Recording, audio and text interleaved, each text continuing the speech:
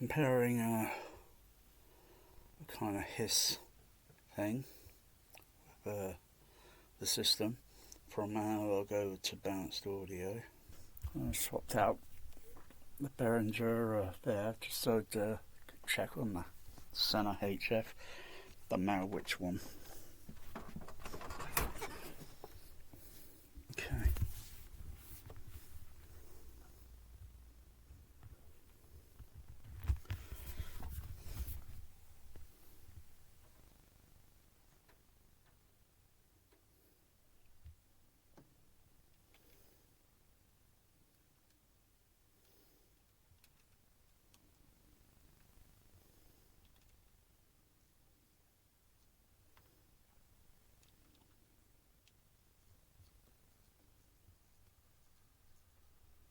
Turn that level up.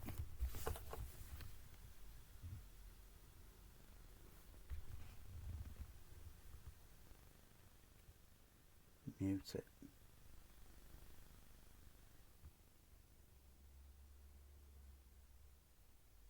So there's a bit of hiss there. If I mute the SDDS.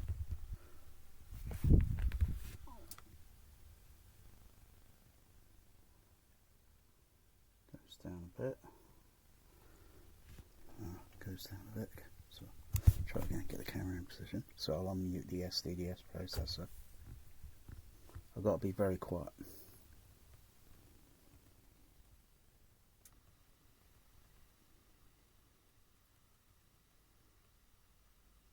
Okay. I've got the gain level turned up a bit.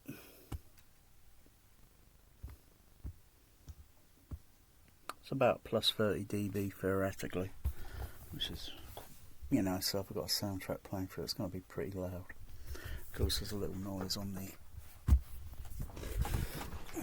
that registers on the input on the Storm there because it's on analog.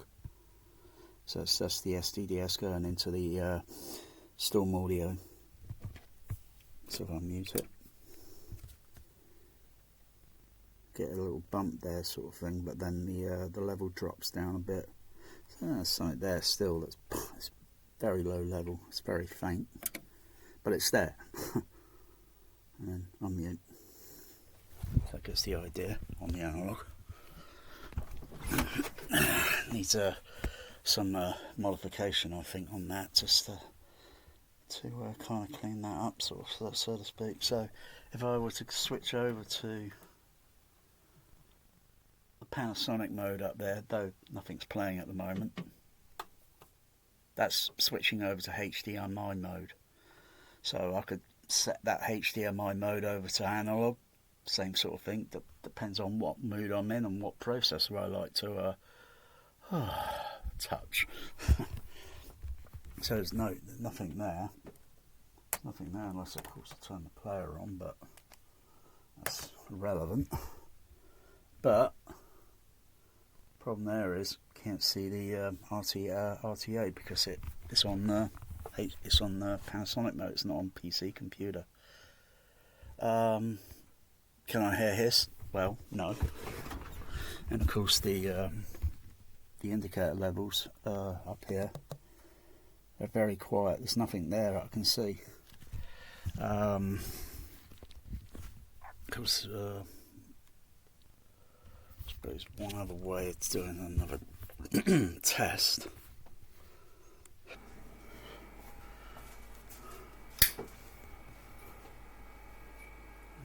Just turn that level up. Just turn that level up on the center. This one here, I'll just turn that up.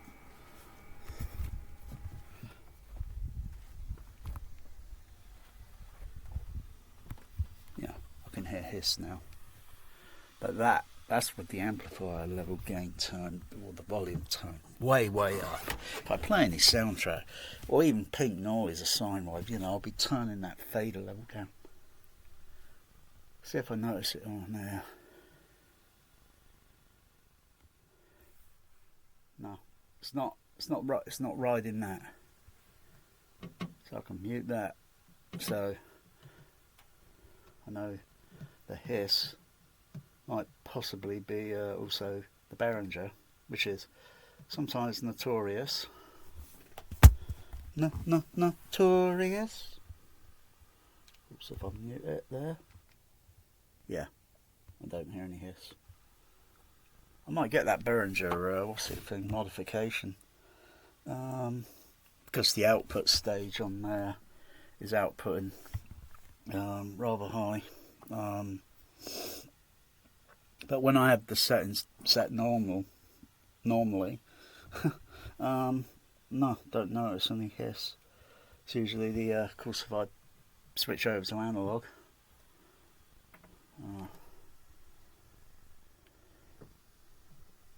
switch over to the PC, where that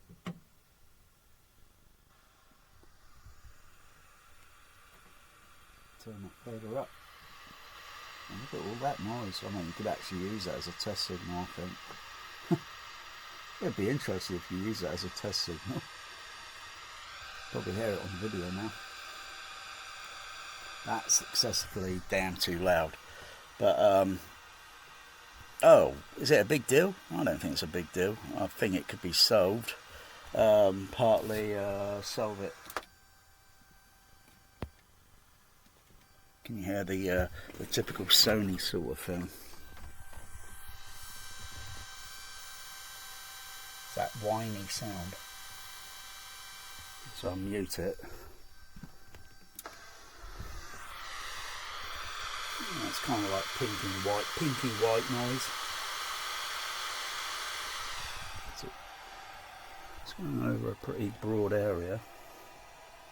I could probably actually, of course you can equalise it, but then it's a little bit pointless. Anyway, so I'm going to turn this down before I do damage.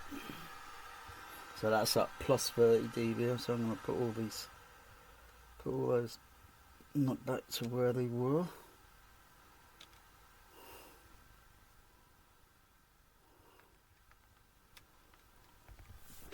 I'm going to set the, yeah, so I might get that, but the Behringer modification thing, as I understand it, might be a little filtering sort of thing on there, but it's just attenuating the output level. So the output level, see if I can do this right. So if that's the DCX, let's see,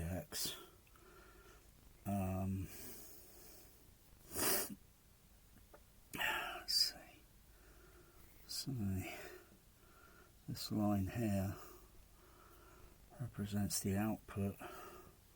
According to the guy I talked to, he said it's outputting something like 10 volt or something, and his modification would kind of reduce that output level.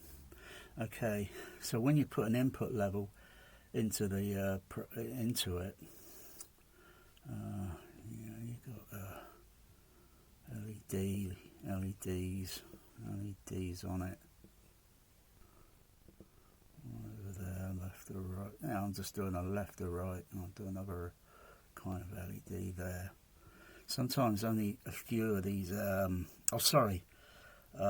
got to have an input signal, so all these LEDs more or less light up. Otherwise, depending on what source you got going into it, they should all be indicating. Otherwise, typically you only see the LEDs maybe blinking a little bit on the highest level down here somewhere. And because the output is kind of very high, that's on the output stage, so from the XLRs and all that, and it doesn't really follow the, so you've got the other LED for the output. It's very difficult to draw this. They'll also be not showing too much, but you've got a gain level, or on the ABC input, on on the ABC input that you can adjust plus and minus 15 dB, and that will increase the output. But you know, it still barely even gets near to the top. A little bit of trial and error, but it's still the output stage. But from what I understand, that output stage is just putting a modification on there. But one thing I can't notice with the modification, it doesn't have a switch where you can switch that modification on or off, depending on what you want to use it. If I want to use it for kind of like hi-fi sort of thing, then you don't need that excessive 10 volt out, because of the input sensitivity to an amplifier would be very low or maybe very high on the input sensitivity. And the signal, then you notice all this hissing, because really the levels are really a little bit more high. I was kind of suspicious of if the DCX was kind of outputting a little bit high. That's why I put those little art solution things on my HF horns, so I can just attenuate the level, which is more or less what that would do to it. And then with the level adjusted down slightly, and I could take the levels up on the DCX, so I could see the HF horn performing. But there's it's like you got to connect the DCX. Probably I think it's been already tested, compared. ASR Amir, because he tested one of these quite a while back. He didn't even get a headless panther, besides the DBX Drive Ultra rack that got a headless panther, because it was extremely noisy, very flawed. Very surprised, especially when it's a little bit more overpriced. And DCX, it had a few of its little snags, but it wasn't as bad. But then the modification that he tested, slight improvement. Not that you're going to see it on the DCX end. On the DCX end, you won't see any like hiss or something there, because most of the rest of the that whatever is happening on the output stage, but you can't see it on the other part of the stage. I've been thinking about this other thing, a solution sort of thing, where you don't hear hiss. I've been thinking of using this other thing, but I'm not going to say what it is at the moment. I've got to do a little bit more research into it, because it's kind of cheap. But I don't know if it could be used. And it could only be used with only 8 channels. Unless I buy a few more of them and a few more of them. If I can get them cheap, because one will be a bit more expensive than the other one. And but it just seems like crying out loud. You might as well just, the modification kit, I'm thinking about it. I'm thinking about buying it. It's a cheap modification kit. And that, of course, I could always wire in something that could be like a little switch to turn it on and off, and it's only a toggle switch that needs to be. I don't know how it. I'd have to figure it out. I'll ask that chap again.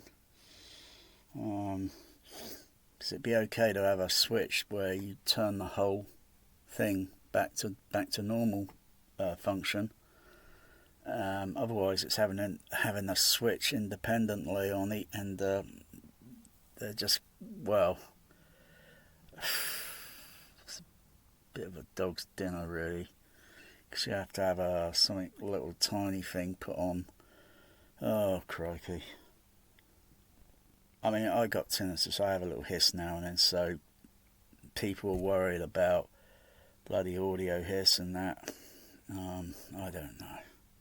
Anyway, I could have a thing where I could have a DBX sort of no, not DBX, DBL, what do you call it?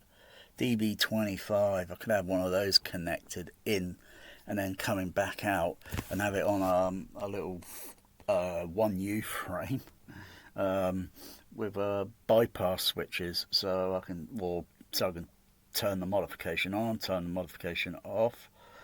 I don't. It's once you do that modification, you can't go back.